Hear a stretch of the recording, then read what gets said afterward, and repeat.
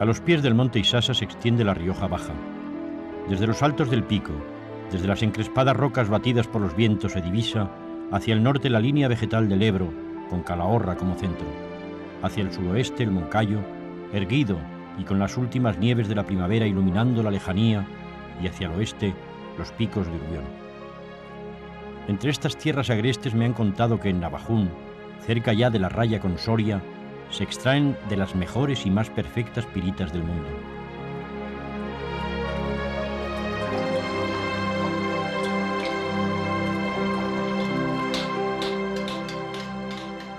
Mucho te explican de estas formas cristalográficas por la zona, desde que los lugareños las han llamado siempre cantalobos, porque las utilizaban como cantos para las ondas contra los lobos, hasta propiedades terapéuticas, pasando por misteriosas compensaciones del sistema nervioso.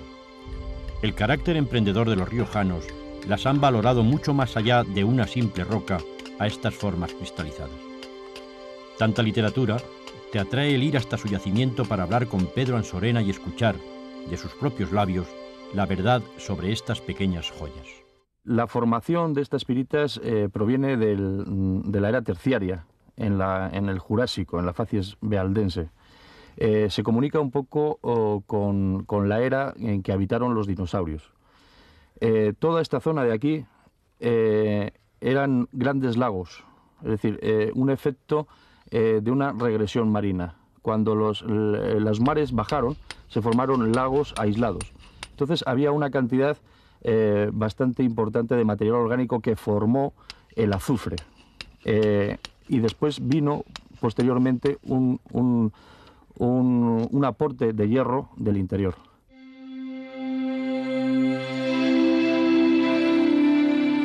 Entonces formaron la primera celdía unidad cúbica, que es la celdía unidad de la pirita de hierro. Pirita de hierro hay en muchos sitios del mundo, pero esta particularmente la configura como la cristalización más perfecta, porque son los cubos más perfectos.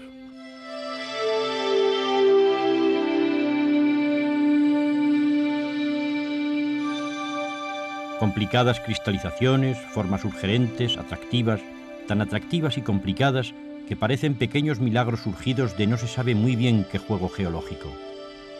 Al verlas compruebas que casi allí están los conceptos escultóricos de hombres como Oteiza o Chillida, haciendo que el volumen cristalográfico ocupe en el espacio un lugar tan interesante como cualquier escultura salida del cincel de un maestro.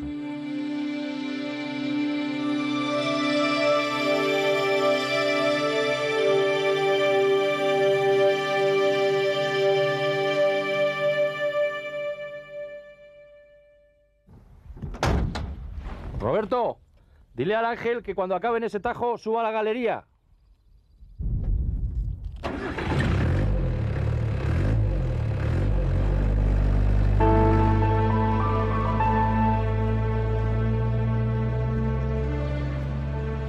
Atrás se queda el yacimiento con sus canteros, trabajando con la necesaria delicadeza para no estropear lo que a la naturaleza le ha costado miles de años, y por una cuesta dura y pina, atravesando unas lomas crudas y ásperas, desciendo hacia los llanos.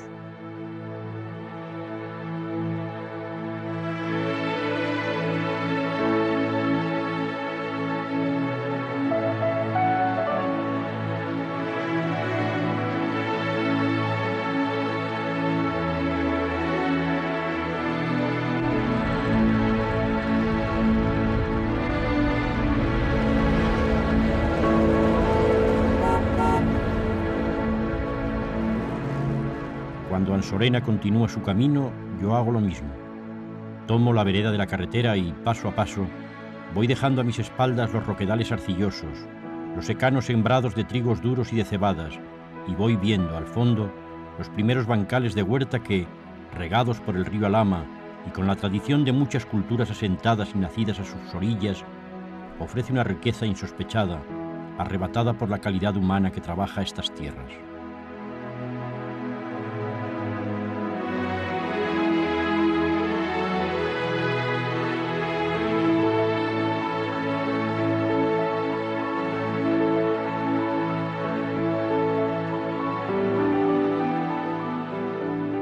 El pueblo de Inestrillas es una buena muestra de lo que acabamos de decir. Cobijado de los vientos del norte por una loma, muestra las huellas de un poblamiento troglodítico hasta épocas muy recientes. Las cuevas, la propia iglesia, los restos de un viejo castillo, adosado todo contra las arcillas, te hablan de una larga tradición que poco a poco fue abandonando estas costumbres y bajando su población a las orillas del río, pero que nació entre las cuevas para mejorar su defensa contra posibles enemigos.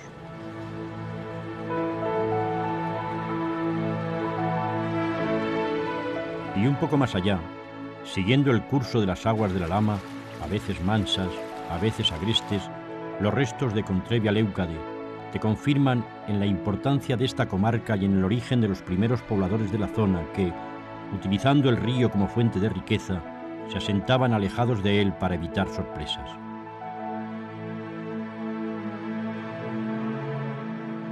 Los restos de este poblado celta romano te inician en algo que vas a ir encontrando a lo largo del camino: el combate de todos los habitantes de esta comarca por extraer de la tierra hasta su último suspiro para conseguir una vida digna frente a una tierra dura y fuerte que escasamente concedería alternativas si no fuese por el carácter de la gente que lo habitaron y habitan. Los restos te muestran las huellas de un importante poblamiento del que solo quedan muros, graneros, aljibes, calles de lo que fue, pero donde la roca también fue excavada como vivienda.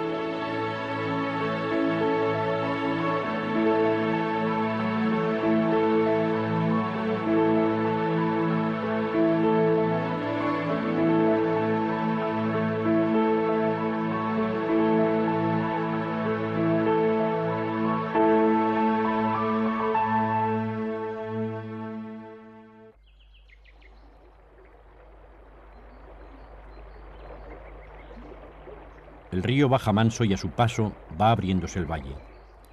De las aguas del Linares y de las de la Lama, del buen hacer de estas gentes, crece en la tierra el espárrago, esa planta tan temerosa del sol y que, mimado en los pequeños arenales de los ríos, ha transformado de unos años a esta parte la economía agrícola del entorno. El huertano de La Rioja es hombre tranquilo, de gestos sobrios, justos y de un calmudo caminar, como sugiere la tierra sobre la que anda.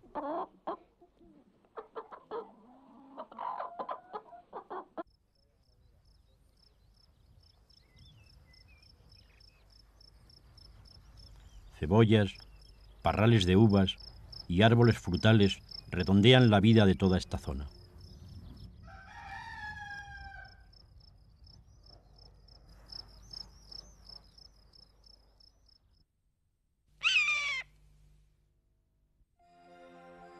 En el camino, y presidiendo los agrestes roquedales que bloquean la ruta y el valle, contemplo una manada de buitres vigilantes del horizonte, dispuestos a saltar sobre alguna lejana presa. Dejo el Alhama y, tomando el río Linares, me dirijo hacia el oeste, al encuentro del Cidacos. Al poco, y desparramándose por una loma, me topo con Grábalos, suave en el atardecer suave, vigilado por la torre de su iglesia, rodeado de campos de trigo y de cebada, y famoso en tiempos por unas aguas termales cuyo balneario ahora está abandonado. Alguien me había contado que en este pueblo, y de la mano de Benito Escudero, surgía un cava de excelente calidad. Hola, buenas. Y buenas, ¿Es usted Benito Escudero? para servirle. ¿Y qué está usted haciendo ahora? Haciendo el removido de las botellas para hacer que baje el pos que queda al hacer la fermentación, para que baje al cuello de la botella para hacer después el degüello. ¿Y cómo se le ocurrió a usted meterse en esto del cava? Pues una cosa me ocurrió un accidente. Antes yo había estudiado enología, soy enólogo, y me ocurrió un accidente con una moto y me estuve pues unos 14 o 15 días en estado de coma. Y después estuve muchos años pues casi sin hacer nada. ¿Y luego se metió aquí? Y se me ocurrió el hacer unas pruebas, y fueron saliendo bien las pruebas y aquí estamos, así seguimos. ¿Y cuántas botellas hacía al principio? Pues al principio empecé a hacer pues unas 2000 o algo menos quizás. ¿Y cuántas hace ahora? Ahora se hacen unas 80 o 90 según años. ¿Y qué tipos, Años que se hacen más y menos. qué tipos de cava hace usted? Se hace el semiseco, el seco, el bru y el nature. ¿Y qué diferencias hay entre uno y otro? El bru y el nature son el mosto ya escogido de la primera prensada, y el semiseco y el seco ya es más inferior, y después al nature, por ejemplo, es natural, no lleva nada de... Se rinche la botella cuando se hace el degüello, se rinche la botella con otra botella igual. Y al bru se le pone 2 o 3 gramos de azúcar a la botella. ¿Y al seco y al Al seco y al semiseco, pues se le pone al semiseco. Dejo al abuelo y a la nieta en sus menesteres y paseando por las calles de Grábalos me encuentro, sentada a la puerta de su casa, con una abuela haciendo bolillos. Como mi tiempo no me cuesta mucho dinero, pego la hebra con ella y me siento a su lado. Este es un tipo, ¿no? Hay una astilla que lleva 8 o 10 tocadillos, pues se hace la astilla con estas estilitas. Medio punto. Pasado, medio punto. El punto entero de otra manera. Y el punto sol y 30. Lo que ha habido los encajes, pero encajes doble de ancho. Pero ahora ya ni ancho ni estrecho. Pero es muy difícil. No. No. Todas las cosas son, no sabiendo, todo es difícil. Pero en que se aprende uno, todo es fácil. ¿Cuántos años tiene usted? 97. 97. ¿Y ve bien para hacer eso? Pues eso le he dicho a la nuera. Digo, ya ves, los agujeritos no los veo. Donde hinco. Pero está usted muy guapa. No. Se conserva usted muy bien. Muy buen apetito. Tómese pues, la ensalada. Será el agua de Grábalos. ¿Eh? El agua, no bebo mucha. Antes me gustaba el vino. No, un poquito para mi hermana y para mí. Pero a mi marido no le gustaba el vino. Pues ya me quité ese vicio. Porque no va a ir a la bodega por vino para mí. No vivía él, pues yo tampoco. ¿Fue muchos años a la escuela o no? Hasta los 14 o 15 íbamos. ¿Y cuántos curas había en Grábalos cuando era usted joven? 3 sacerdotes ha habido antiguamente. ¿Y usted cantaba en la iglesia o no? Una vez nos dio unas palmadas la maestra. Y yo le digo a mi madre, hija mía, ¿nos ha dado unas chuletas, doña Luisa? Pues qué bien nos va a venir. Mi madre no le daba petar. Pues mira, no tengo más que patatas, pues con estas chuletas, qué mujer más tonta. Calla, ponete que nos dice que te ha dado chuletas. ¿Sabílas? Es que estoy medio tonta. Sí, chuletas no nos ha dado la mano.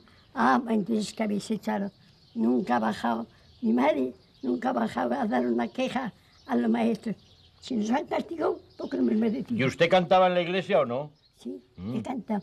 Porque mi padre llegó a ser sacristán. Ah. Como le gustaba tanto la música, pues ahora el mes de mayo, las hijas de María, el mes de junio, el corazón de Jesús. ¿Ya nos cantaría usted algo ahora? Cánteme algo. Pues sí. A ver, venga. Cantábamos. Y ahora mismo, ¿no me cantaría usted algo? Pues sí. A ver, así, suavecico. Azucena candorosa, cuando íbamos con las... Azucena candorosa, llena de sublime amor, a coger con entusiasmo esta bellísima flor. Oh María Virgen florida, hoy postrados a tus plantas, te ofrecemos esta bella flor, llena de amor, de amor. Y dándome vueltas por la cabeza las palabras y vitalidad de Matilde, sigo el camino.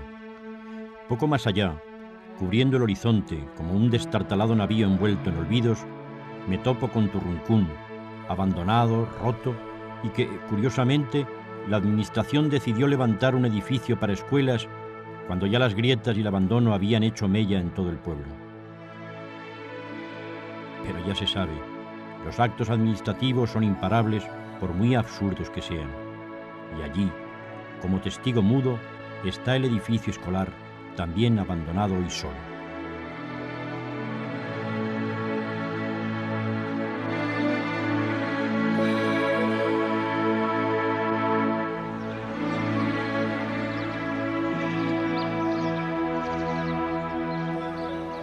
Poco árbol autóctono queda en la comarca. Por ello, a este pequeño robledal se le mima casi como si se tratase de un resto tan arqueológico como otros de los muchos que hay por la Rioja Baja.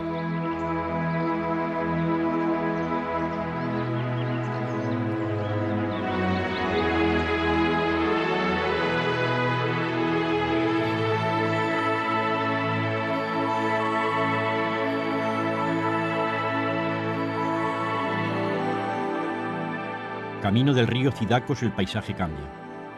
Los viñedos que en el otoño cubrirán de amarillo y burdeos todo el paisaje y de cuyas vides saldrá el rico Rioja, tan apreciado por todos, vuelven a aparecer. Las cerezas, casi maduras, imponen todo su colorido.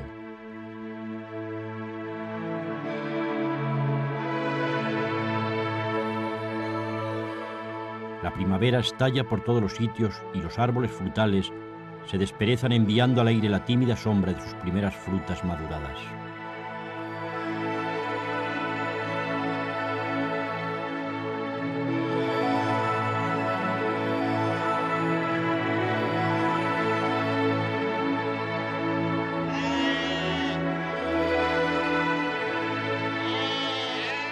En alguna pequeña majada, un diminuto rebaño espera a que el pastor la deje salir al campo abierto para recorrer los agrestes pastos de estas tierras tan fuertes.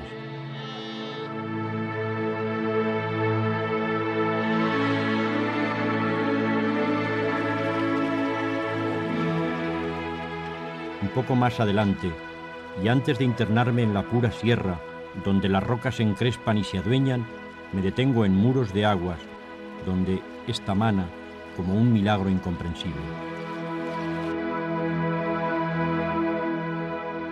Ahora ya la huerta es un recuerdo. La sierra está plena de rocas y retamas, de arbustos duros y horizontes agrestes.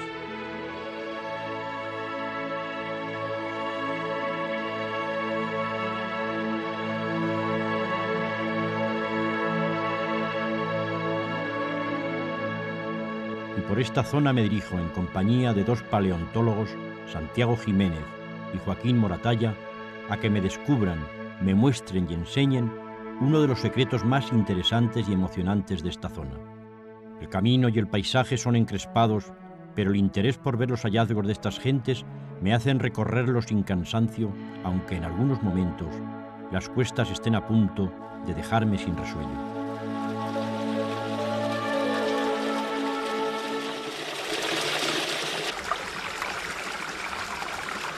Y aquí, en el barranco del Gollizo, en Préjano, donde venimos realizando trabajos de investigación de huellas de dinosaurio, hemos encontrado sorprendentemente esta huella de un dinosaurio de grandes dimensiones.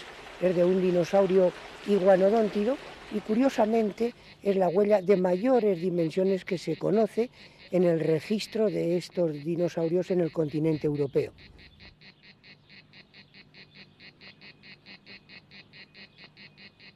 Desde sus huellas, imagino la corpulencia de estos animales caminando mansos, reyes del horizonte, señores de la caza y de la pesca, unos detrás de otros, bajo un clima suave y dulce en el que las plantas cubrirían todo este ahora desolado territorio. Joaquín, ¿por qué razón se dan huellas de dinosaurios en esta zona de la Rioja Baja? Bueno, pues la razón es porque durante el tercer periodo de la era secundaria, el Mesozoico, lo que los geólogos llaman el Cretácico inferior, hace unos 130 a 120 millones de años, pues esta zona era un gran sistema deltaico. Entonces, claro, había áreas que quedaban inundadas y entonces la probabilidad de que se formaran y que se preservaran huellas era muy alta. Aquí, por ejemplo, en esto donde estamos sentados ahora, era precisamente una de estas áreas de inundación donde podemos ver incluso los restos de rizaduras de oleaje que han quedado, e incluso pequeñas perforaciones de animales que vivían en el limo de esa llanura inundada. Entonces, estos dinosaurios andaban por aquí, anduvieron por este área, y cada pisada pues deformaba el sedimento y entonces se forma una especie de hueco, ¿no? Que luego es cubierto por un aporte sedimentario posterior en una zona de aguas tranquilas y entonces eso posibilita realmente el que se preserven estas huellas, ¿no? Oye, ¿y qué lectura sacáis de las huellas vosotros, los especialistas en estos animales? Por ejemplo, el estudio de un rastro, que es la sucesión de huellas producidas por el mismo animal, nos aporta información sobre locomoción. Entonces, sabemos más o menos cómo el animal distribuía el peso en cada pisada, cómo disponía los pies durante la marcha, hacia dónde los orientaba, en definitiva, cómo se movía el animal. Cosa que, por ejemplo, a través de un estudio esquelético, pues es realmente muy, muy complicado, ¿no? También se puede, por ejemplo, en ocasiones, estimar la velocidad de progresión, a qué velocidad más o menos podía andar el animal y sobre todo una cosa muy importante es en qué dirección se movía. Pero luego tenemos otra nueva lectura, una tercera lectura, y es como estos diferentes rastros producidos por los dinosaurios se asocian entre sí. Aquí, por ejemplo, en el yacimiento de los Cayos, pues tenemos varios rastros que marchan paralelos, lo cual parece sugerir que, de alguna forma, estos animales presentaban un comportamiento gregario, es decir, que se movían en grupos. Incluso, ¿por qué no podrían cazar también en grupos, ¿no? Ten en cuenta que estas huellas que tenemos aquí en este yacimiento en concreto son huellas de dinosaurios carnívoros, aunque hay otros tipos diferentes de huellas en toda la zona, ¿no? ¿Y en este periodo geológico se dan otros tipos de restos? Pues es muy interesante porque el estudio de las huellas nos ha aportado una gran cantidad de restos, tanto de animales como de vegetales.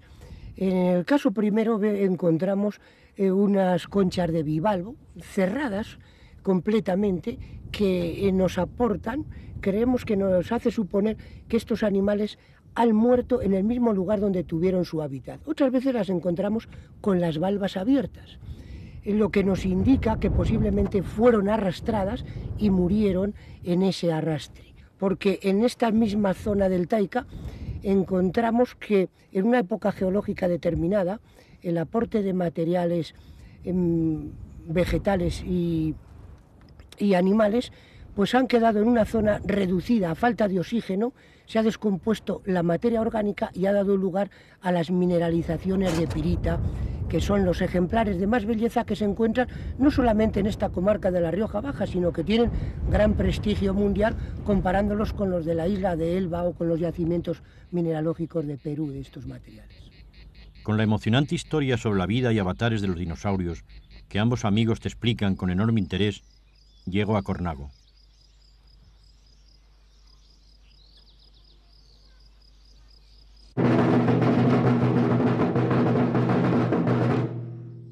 Don Jesús Jiménez Vaquero, alcalde presidente del Ayuntamiento de Cornago, de saber que desde el día 1 al 5 de junio se recibirán en Secretaría Municipal, en las horas de oficina, las altas y bajas de fachadas, canaleras, puertas de cochera, tránsito de animales, bicicletas. Cornago fue premiado por la Comunidad Europea porque ha sido capaz de mantener la misma población desde el siglo XV, y es que sus gentes, para no tener que abandonar la tierra que los vio nacer, no paran de trabajar ingeniando mil maneras. En el campo los hombres y en las alpargatas las mujeres y algún jubilado. Las más industrializadas laboran en las hilaturas y consiguen que este pueblo desconozca el paro y por lo tanto la emigración.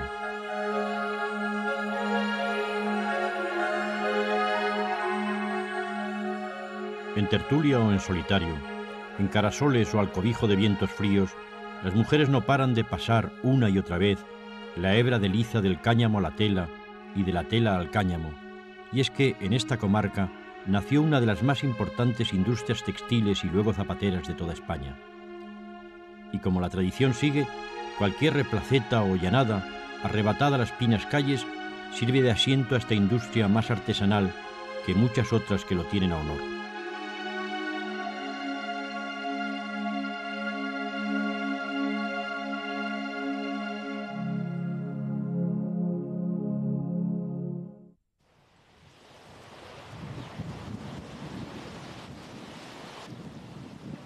Fueron las aguas del río Cidacos y las lanas de los ganados de la próxima Sierra de Cameros quienes produjeron toda una verdadera revolución industrial transformando a los pueblos de señoriales y abatidas plazas medievales en verdaderos núcleos urbanos y burgueses. El primer pueblo que transformó su vida fue Enciso. Medieval en su estructura urbana, en sus poderosas iglesias y en su recoleta ermita, recibió la energía transformadora del agua enriqueciendo sus casas, sus calles, todo su paisaje urbanístico, iniciando una expansión hacia las orillas fluviales, bajando desde la colina por entre callejas sombrías, plazas soleadas, ventanales abiertos a los nuevos aires industriales.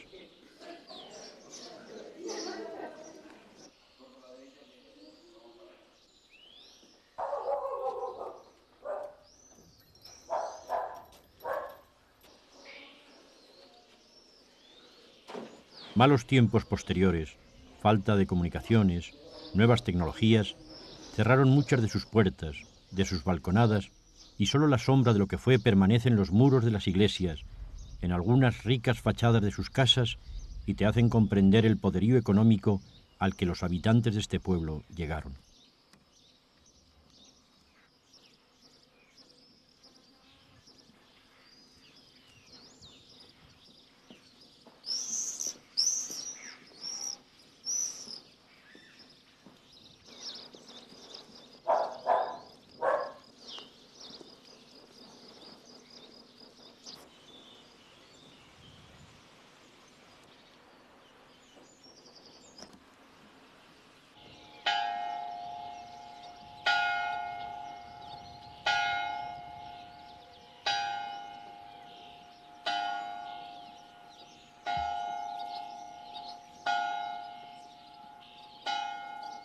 De las antiguas fábricas textiles, tan solo la de los hermanos Marín, con nostalgias novelescas de la saga de los ríos, ha sobrevivido al gran naufragio.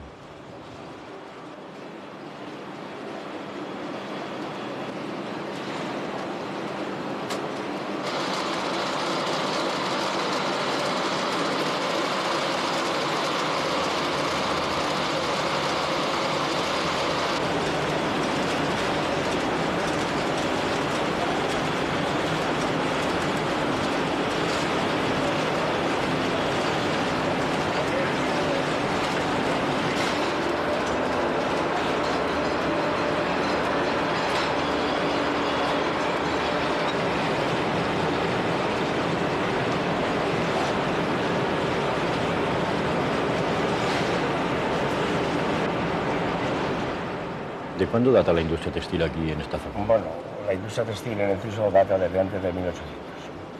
¿Y cuál es el origen de que haya aquí industria textil? Bueno, el origen de la industria textil yo creo que es mucho el agua del río y que había cantidad de ganado, cantidad de ovejas, y entonces era la facilidad de coger la lana y todo eso. ¿Y al principio los telares estaban en fábricas o lo hacía la gente en su casa? Bueno, al principio los telares los tenían en las casas y había un señor que iba recogiendo las piezas y entonces pues él las distribuía, las vendía, las hacía lo que... ¿Cuántas fábricas llegó a haber aquí, por ejemplo? Bueno, aquí hubo varias fábricas textiles, pero varias, Ha habido 4 o 5 fábricas textiles y había de calzado, pero que lamentablemente no queda ninguna, más que esta nuestra. ¿Y cuál es el proceso que utilizan ustedes aquí? Bueno, el proceso de lo textil es largo. El proceso, lo primero hay que hacer la preparación de la lana, luego pasarlo por las cardas emborradoras, cardarlo, hacer el hilo, luego se lleva a los telares para tejer y luego hay una serie de operaciones pues que hay que repasar las piezas, batanarlo, lavarlo, tintarlo y una serie de cantidad de cosas demasiado grandes. ¿Y qué productos hacen aquí ahora? Bueno, nosotros lo que más hacemos de productos, ¿sí? En cuanto a productos acabados, nosotros lo que más trabajamos es lana y productos acabados hacemos la manta de campo y para paño de gonzalo. ¿Y la manta de paño, manta de cuadros, la tinta no? No, la manta de campo es el color normal de la oveja, el blanco y el negro. O sea que...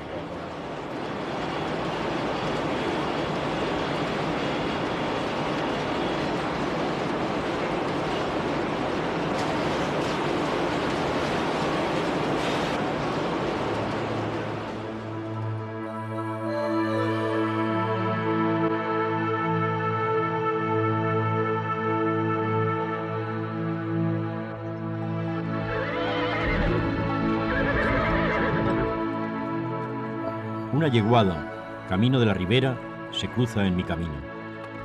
Su trotar y belleza me animan el paso. Mientras, contemplo los potrillos de correteos anárquicos que hacen vociferar casi hasta el desgarro a los pastores que acompañan la punta de ganado.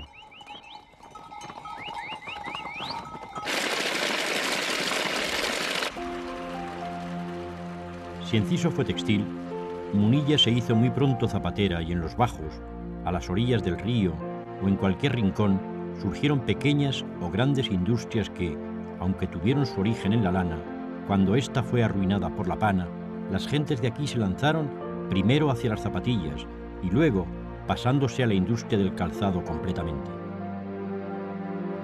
Hoy, las enormes casas, los grandes talleres, las naves están vacías.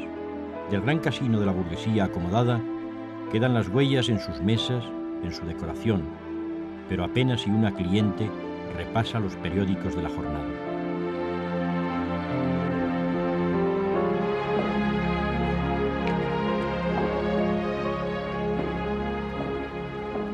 Hola, buenos días. ¿Me permite que me siente con usted? Muy buenos días. Sí, siéntese, por favor. Porque aquí estamos encantados de charlar un poco. Andrea, ¿es usted de Munilla? Yo soy de un pueblecito cercano a Munilla, pero... ¿Cómo se llama el pueblo? La Santa es un pueblo ya completamente desaparecido. Bueno, está allá, por supuesto, pero vamos, es de los que ya no habita nadie. Veo que le gusta mucho leer a usted.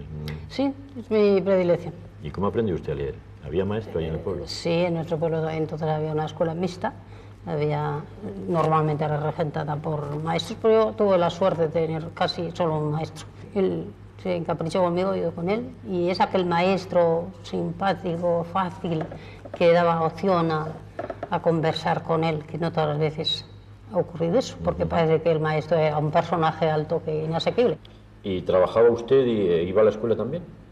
Sí, yo estaba muy aficionada a la escuela. Era una ilusión que vine a hacer con ella, porque yo venía por la mañana bien pronto, me traía el burro cargado de estepas, unas matas que entonces empleaban para el pan.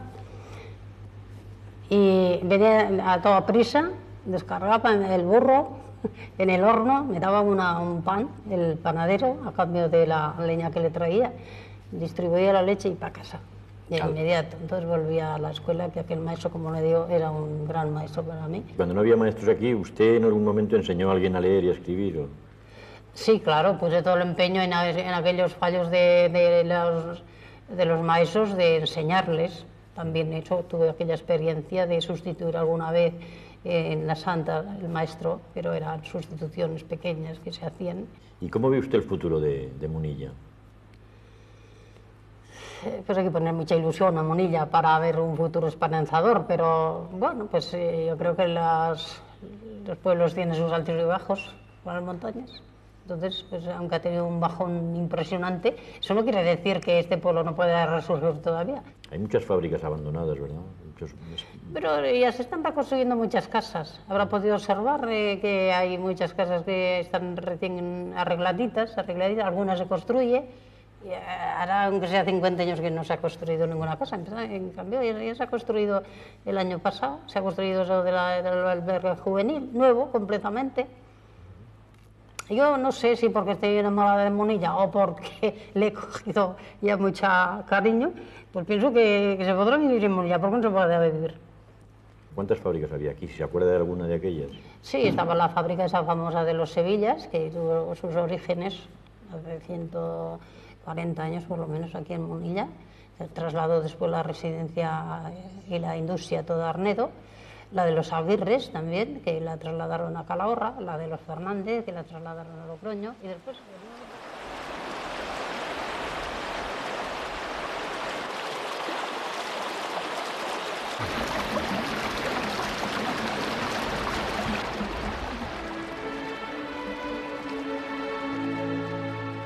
De camino, por las orillas del río en dirección a Arnedo, grandes edificios, antiguas fábricas, están en bancarrota, como estaciones a las que nunca ya llegará ningún ferrocarril.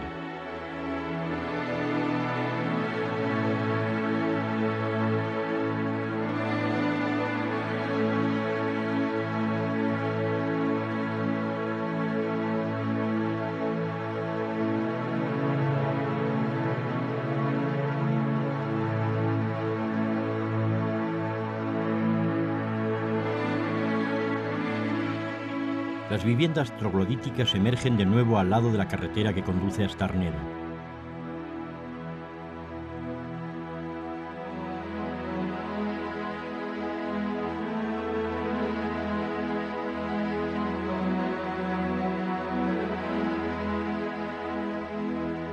Esta ciudad, el núcleo de población más importante de la Baja Rioja, guarda en sus calles el recuerdo de las culturas árabe, judía y cristiana.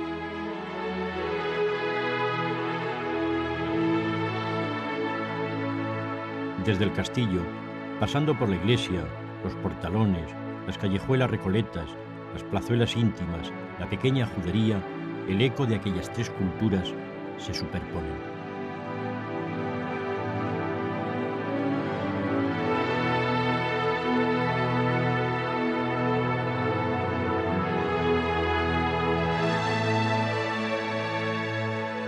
Pero Arnedo tampoco se detuvo en la historia. Fue el lugar que retomó el impulso que un día tuvieron Enciso y Munilla y con ahínco levantó una de las industrias del calzado más importantes de toda España.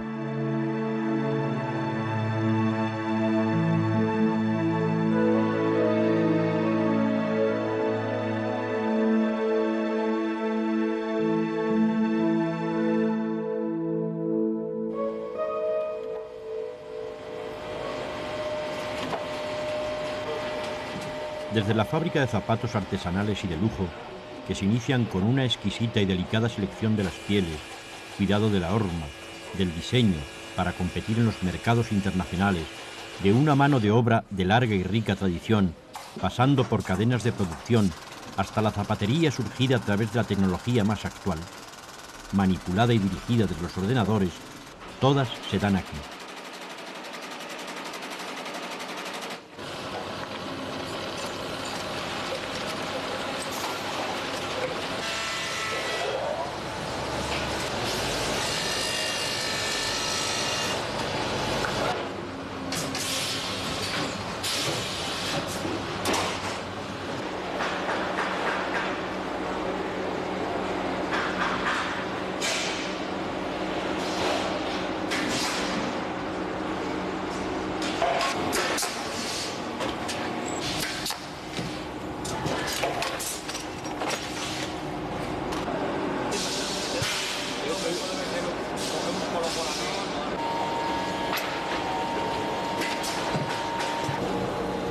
Esta actividad industrial ha creado un núcleo económico tan importante que hace que cada lunes la ciudad acoja un mercado al que acuden todos los huertanos y gentes de los alrededores para la venta y compra de sus géneros y artículos necesitados.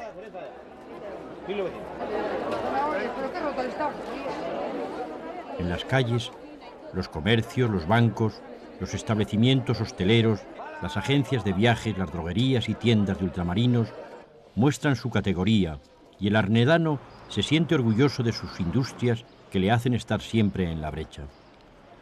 Y aunque algunas veces las circunstancias se pongan furas, todos echan el resto poniendo hombro contra hombro para que nadie quede atrás y no suceda lo que a las otras poblaciones del entorno le sucedió.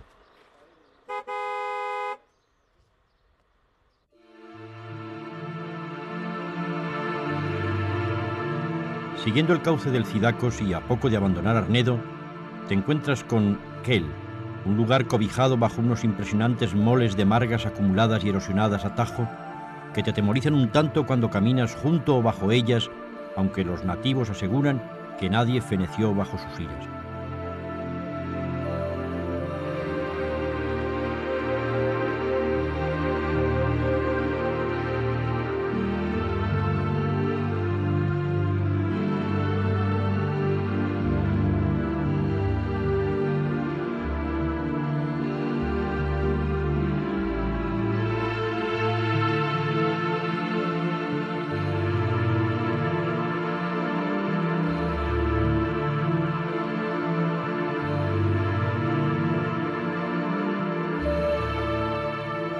Bretón de los Herreros era natural de aquí y en su memoria, en una de las plazas del pueblo, se levanta un monumento para recordar a Marcela o cual de los tres, y bajo su pétrea memoria, los viejos del lugar acarasolan el tiempo y la distancia.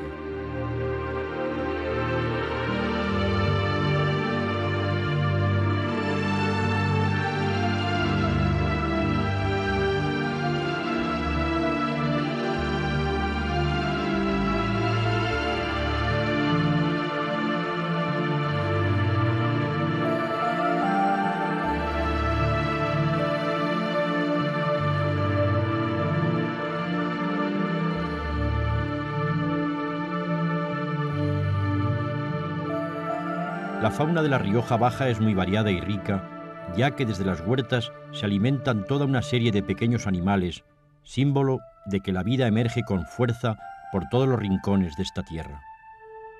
Del lento caracol nace una industria delicada, auspiciada por las manos de Carlos Sevilla, un vástago de la gran familia zapatera, hoy embarcado en esta aventura.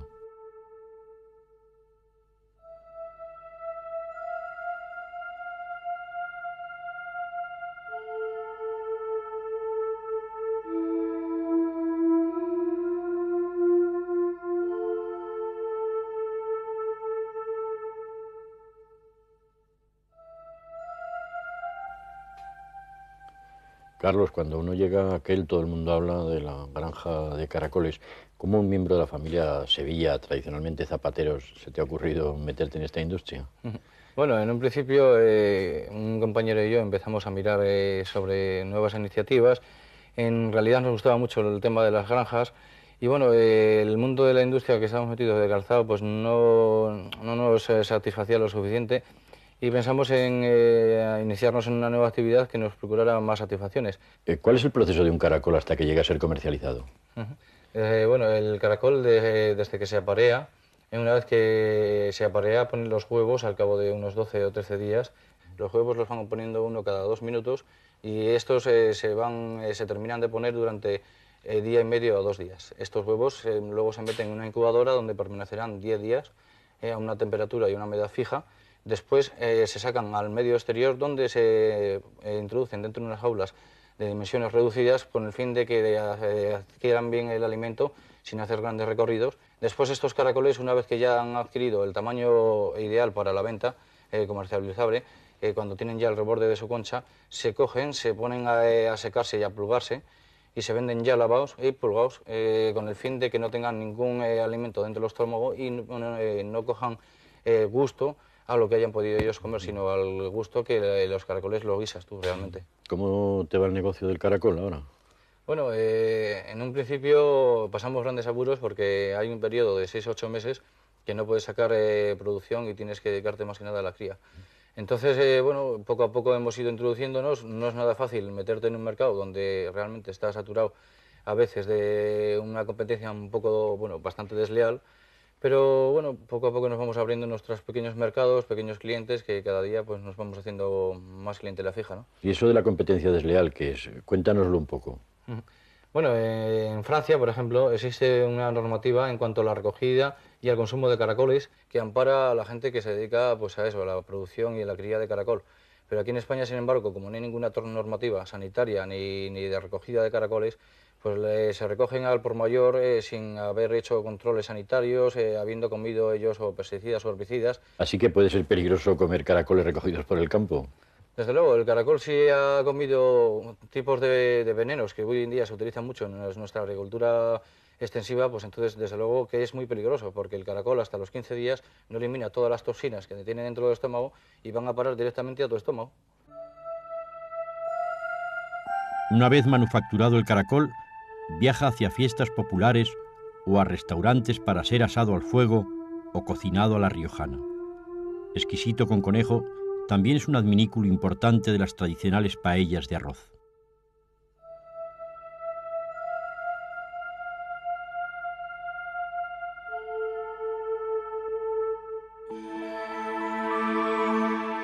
De nuevo el Cidacos y las cuevas empotradas contra las margas arcillosas, testimonios de las viejas culturas asentadas por aquí. Y sobre todo, la rica huerta de pequeños bancales, trabajados con la intensidad y el mimo de una delicada artesanía de la cual se recolectan excelentes productos, desde el espárrago al pimiento, desde la cebolla a las hortalizas más variadas que luego darán origen a una de las industrias conserveras de mayor calidad y prestigio de España.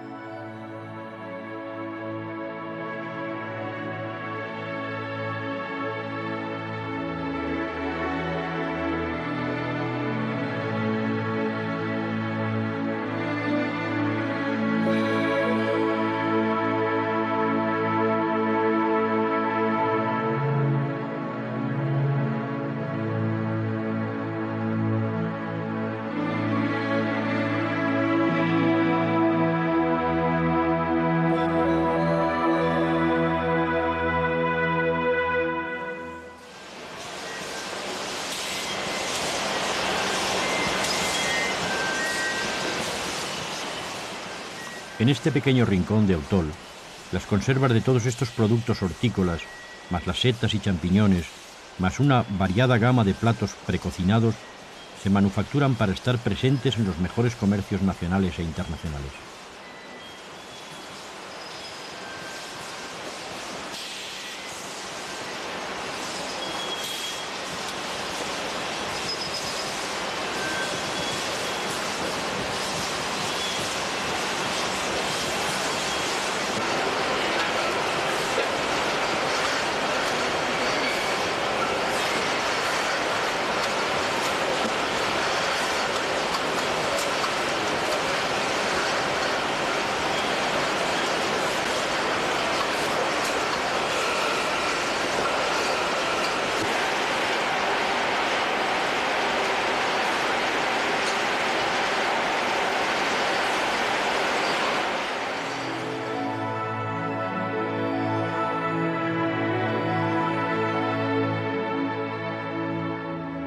Si alguna vez vuelvo a comer champiñones, lo haré con un respeto hasta ahora desconocido.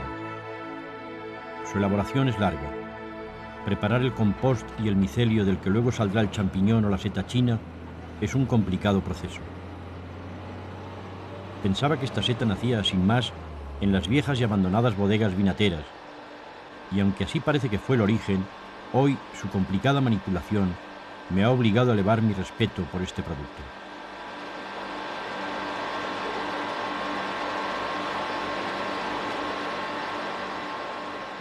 Desde la preparación de los miles de toneladas de paja, manipuladas y organizadas, mezcladas posteriormente con detritus de caballo para su fermentación, esperar a que este proceso trascienda en grandes cámaras herméticamente cerradas, combinar la paja fermentada con piedra triturada y luego empaquetarla en bolsas de plástico, transportarla hasta las amplias naves y dejarlas en el silencio de una penumbra perfectamente estudiada, muchas horas de trabajo y de investigación se han dejado en el camino.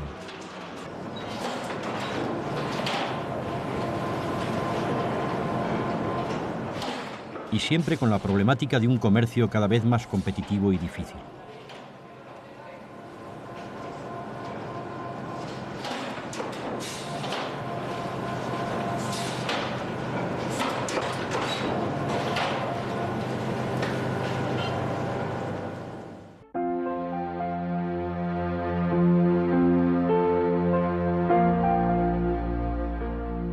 Pasear por las naves, cuando los incipientes hongos y setas emergen hacia la vida, te transporta a un paisaje un tanto bradburiano, más cerca de las novelas fantásticas que de una realidad económica.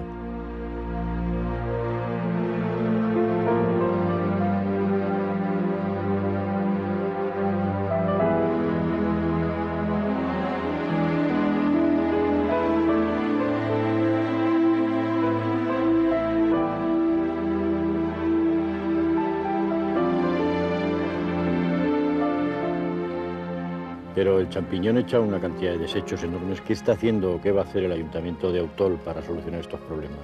Sí, realmente es un problema bastante serio, puesto que estamos hablando de una cantidad anual de unos 20 a 30 millones de kilos de desechos de champiñón que afean, que están contaminando y que realmente nos están ocasionando muchos problemas en la agricultura, además de los problemas básicamente paisajísticos, ¿no? Y de medio ambiente. El plástico, los días de viento, se queda enganchado en los árboles, en las cepas, que hay muchísimas, lógicamente, estamos en La Rioja, y lo que ocurre es que al mover el viento los sacos de plástico rompe las yemas y por lo tanto llega incluso a secar estas cepas. Y lo que está haciendo el ayuntamiento ahora mismo es estudiar la posibilidad, por una parte, o bien de hacer un vertedero que esté perfectísimamente controlado, en el cual se puedan verter sin problemas para nadie todos estos detritos, o por otra parte intentar también reciclar el fiemo del champiñón como subproducto y volviéndolo a enriquecer, utilizarlo para cultivar de nuevo con este mismo champiñón. De atardecida, cuando el sol ilumina las alargadas figuras del picuezo y la picueza, dos testigos de la terrible erosión de este paisaje, y cuando la torre de la iglesia, con su nido de cigüeñas, se yergue sobre el pueblo, En la memoria de las aguas del Cidaco surge el lejano paisaje de Peroblasco, símbolo de la recuperación de estos pagos y marca del carácter de estas gentes que, por nada del mundo, quieren que el abandono plante sus reales por estas tierras y se esfuerzan y combaten por dar vida a sus pueblos, a sus huertas, a sus fábricas.